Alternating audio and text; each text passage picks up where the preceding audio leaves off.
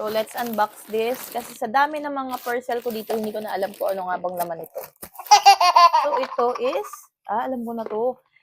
Itong binili ko na to is para pang utilize para sa ating mga spoon and fork.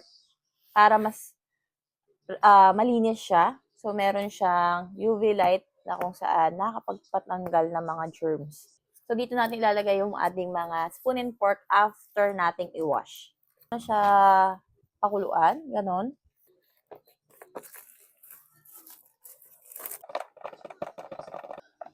And, meron siyang ito, para nang sa ganun is makabit natin. Meron siyang manual. And it also comes with this one na kung saan ilalagay natin siya dito. Ayan, magsaluhan natin siya ng water. So, yan na siya guys. So, itong mga maliliit na to is ilalagay nyo siya sa may ilalim. And then, ayan yung light niya.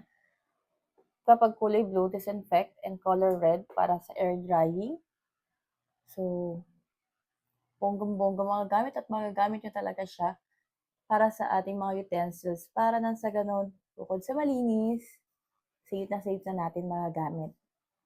Dahil itong utensils na yan, ang spoon and fork, is ayan yung ginagamit natin para sa ating mga bibig. Na kailangan natin na super safe. And medyo mahaba din naman ang kanyang cord. Kailangan nyo lang talaga ng head ng charger para magamit ito na maayos. So kung gusto nyo rin ng ganitong item, you can visit my basket.